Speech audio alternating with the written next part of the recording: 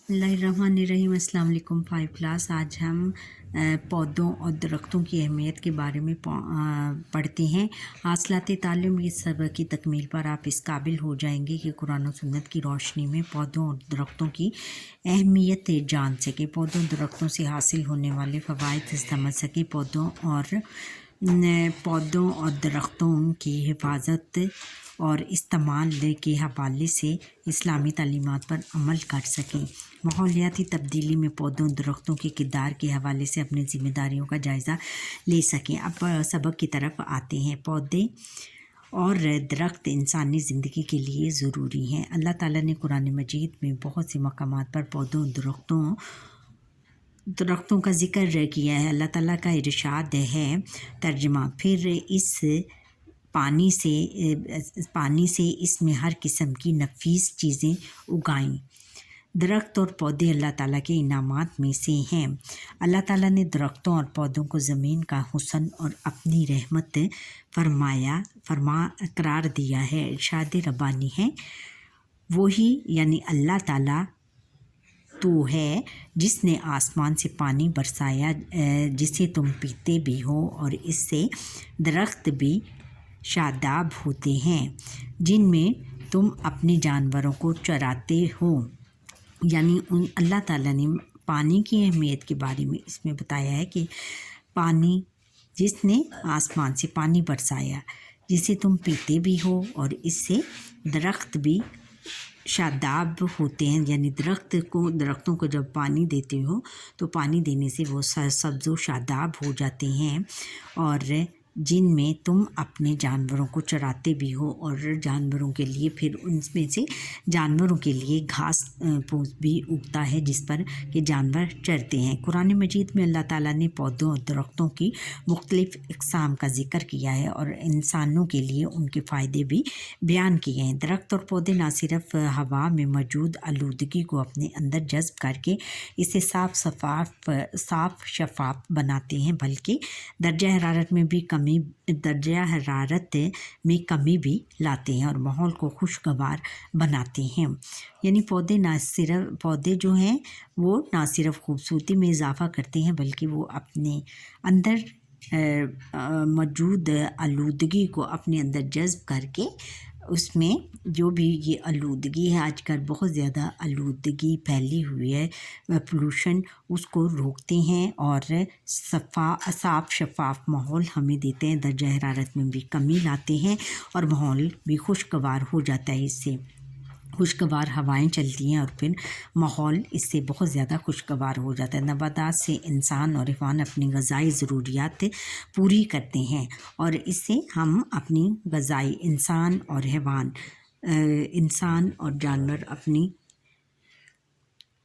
ग़िज़ाई ज़रूरियात पूरे करते हैं। दरख्तों पर चरिंद परिंद कई हैवानात अपने मस्कन बनाते हैं। चरिंद परिंद यानी बहुत ज़्यादा घोंसले बनाते हैं। इसी तरह नबातात से कई किस्म की दवाएं भी बनाई जाती हैं, जड़ी बूटियाँ बनती हैं जिससे बहुत सारी दवाएं बनाई जाती हैं। इनकी लकड़ी से घर, फर्नीचर का सामान और हरारत और रोशनी हासिल की जाती है। यानी इनकी जो लकड़ी होती है उससे हम घर के फर्नीचर का सामान बनाते हैं, और हरारत यानी इनको जलाकर हम हरारत हासिल करते हैं, यानी गरमाई, इससे हमें गर्मी हासिल होती है। यानी आग जलाकर हम इससे हमें बहुत ज़्यादा हीट महसूस होती है। शदीद गर्मी में छाँव और शदीद सर्दी में हरारत और रोशनी हासिल करने का ज़रिया भी यही दरख्त हैं। ये कहना बेजाना होगा कि अगर ज़मीन से दरख्त और पौधे नापैद हो जाएं, ख़त्म हो जाएं, तो ज़िंदगी का वजूद भी ख़त्म हो जाए। क्योंकि ज़िंदगी का वजूद भी ख़त्म हो जाए, पौधों के ज़रिए से हम अपनी खुराक हासिल करते हैं और जानवर भी अपनी खुराक इससे हासिल करते हैं, और इस तरह हम ज़िंदा नहीं रह सकेंगे जब हमें खुराक नहीं मिलेगी। यही वजह है कि दीन इस्लाम ने शजरकारी को यानी दरख्त लगाने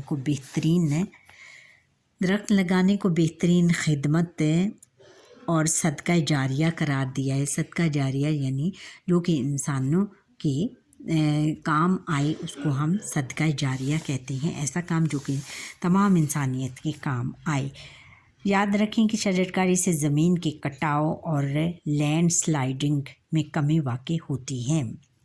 जब हम दरख्त लगाते हैं तो इसकी ज़मीन के अंदर वो बहुत सारे कट पड़ जाते हैं, उसको भी ख़त्म करता है और लैंड स्लाइडिंग में भी कमी वाक़ई होती है। हज़रत मोहम्मद रसूलुल्लाह ख़ातमुन नबीय्यीन सल्लल्लाहु अलैहि वसल्लम ने फरमाया, जो मुसलमान दरख्त लगाए और फसल बोए फिर इसमें से जो परिंदा या इंसान या फिर चौपाया खाए तो इसकी तरफ से सदका शुमार होगा, तो उसकी तरफ से सदका शुमार होगा। यानी जो भी इंसान दरख्त लगाता है तो जब उसको उस पर दरख्त या फसल बोए फिर इसमें जो परिंदा या इंसान या फिर चौपाया किसको कहते हैं, जानवर खाए तो वो इसकी तरफ से सदका होगा। यानी जो भी इंसान दरख्त लगाएगा वो इंसानों के लिए क्या, जानवरों और परिंदों के लिए, परिंदों की तरफ से सदका होगा, परिंदों के लिए सदका होगा। दरख्त और पौधे लगाना सुन्नत नबवी सल्लल्लाहु अलैहि वसल्लम, नबी करीम सल्लल्लाहु अलैहि वसल्लम ने अपने दस्ते मुबारक से खजूर के पौधे लगाए और अपनी उम्मत को भी शजरकारी की तलकीन फरमाई। एक और मौका पर आप सल्लल्लाहु अलैहि वसल्लम ने ऐसी ज़मीन को काश्त करने की तरगीब फरमाई जो किसी के इस्तेमाल में ना हो या बंजर हो। बंजर किसको कहते हैं, बिल्कुल खुश्क ज़मीन जहाँ पर पानी वग़ैरह का इंतज़ाम ज़्यादा ना हो और वो खुश्क हो जाए, बिल्कुल ड्राई और रेतली ज़मीन। आप सल्लल्लाहु अलैहि वसल्लम ने फरमाया, जिसके पास ज़मीन हो इसे इस ज़मीन में काश्तकारी करनी चाहिए।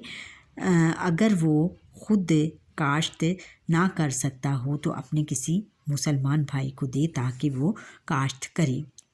यानी जिस मुसलमान के भाई के पास ज़मीन हो, यानी ऐसी अराज़ी हो कि जिस पर वो पौधे वग़ैरह लगाए या फसलें उगाए, तो वो अगर ख़ुद काश्त नहीं कर सकता तो अपने किसी मुसलमान भाई को दे और वो उस पर काश्त करे। इस तरह लोग मज़ारे वग़ैरह रख लेते हैं, उनको मज़ारे कहते हैं, जो कि उनकी जगह पर काम करते हैं।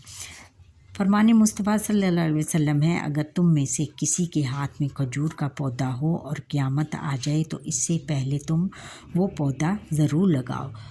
वो उनका कहने का मतलब ये है कि अगर आपके हाथ में आप दरख्त लगा रहे हो, आपके हाथ में है, आपने गोडी की है और उसकी जो पंजीरी है वो आप लगा रहे हो और क़यामत आ जाए, आप पर मौत आ जाए, तो आप इससे पहले पौधा ज़रूर लगा लो, क्योंकि ये एक सदका जारिया है। नबी करीम सल्लल्लाहु अलैहि वसल्लम की तालीम का ही नतीजा था कि सहाबा किराम रज़ी अल्लाह ताला अन्हुम सदक़े की नीयत से शजरकारी का ख़ास एहतमाम फरमाते थे। शजरकारी यानी दरख्त लगाने का ख़ास इंतज़ाम करते थे, इंतज़ाम करते थे। कुरान मजीद अहादीस से नबी सल्लल्लाहु अलैहि वसल्लम ने दरख्तों को बिला वजह काटने की मज़म्मत फरमाई गई है, मना किया गया है। क्या आप जानते हैं कि सरसब्ज़ शादाब पौधों दरख्तों का इंसानी जिस्म व ज़हन पर अच्छा असर पड़ता है और ज़हनी दबाव कम होता है। यानी इससे बहुत ज़्यादा खुशगवार माहौल खुशगवार हो जाता है और ताज़गी का एहसास होता है और इस तरह इंसानों के ज़हनी दबाव का जो शिकार होते हैं, डिप्रेशन का शिकार होते हैं, उन पर अच्छा असर पड़ता है। दर्ज बाला कुरानी आयात और हदीस से पता चलता है कि शजरकारी नेकी और सवाब का काम है। इसमें दीनों दुनिया के लिए बेशुमार फ़वाइद हैं। पिछले कुछ सालों में हमारी ज़मीन का दर्जा हरारत तेज़ी से बढ़ रहा है, यानी इसमें गर्मी बहुत ज़्यादा आ रही है और वक्त गुज़रने के साथ साथ ये मसला ज़्यादा संगीन होता जा रहा है, ज़्यादा ख़तरनाक होता जा रहा है। मौजूदा दौर में आलमी हरारत का मसला संगीन सूरत हाल इख्तियार करता जा रहा है। इस मसले से बचने और दीगर फ़वाइद हासिल करने के लिए हमें चाहिए कि हम ज़्यादा से ज़्यादा दरख्त लगाएं, इनकी हिफाजत और देखभाल करें, अपने इर्द गिर्द मौजूदा लोगों में शजरकारी का शऊर पैदा करें, यानी ان میں شعور پیدا کریں، عقل اور ان کو اویئرنیس دیں، موسمیاتی تبدیلی سے محفوظ رہنے اور ماحول کو بہتر بنانے کے لیے پورا سال شجرکاری کا کام جاری رکھیں۔ یعنی پورا سال ہمیں شجرکاری کا کام اگر ہم جاری رکھیں گے تو ہمارے پاس اتنے پودے ہو جائیں گے کہ ہم اس میں بہت زیادہ پھل پھول اور سبزیاں وغیرہ اگا سکیں گے، اور اس طرح ہماری جو غذائی قلت ہے وہ دور ہو جائے گی۔ درخت اور پودے لگانا ایک اہم دینی و قومی فریضہ ہے۔ ہمیں چاہیے کہ خود بھی نیکیاں کمائیں اور اپنے ساتھیوں کو بھی اس کی ترغیب دیں، اس کی طرف راغب کریں۔ یعنی شجرکاری بہت زیادہ بڑا ایک صدقہ جاریہ ہے۔ اب مشق کی طرف آتے ہیں۔ درست بیان پر درست کا نشان لگائیں۔ شجرکاری کا مطلب ہے درخت لگانا، صفائی کرنا، پانی پینا، پانی بچانا، درخت لگانا۔ شجرکاری کا مطلب ہے درخت لگانا۔ اور درخت جو ہوتے ہیں بچوں، درخت اور پودے کمی لاتے ہیں آکسیجن میں، معدنیات میں، درجہ حرارت میں، آبی بخارات میں درجہ حرارت میں کمی لاتے ہیں۔ شجرکاری سے زمین میں کمی واقع ہوتی ہے، سیموتھوڈ میں، زرخیزی میں، کٹاؤ میں، معدنیات میں کٹاؤ میں۔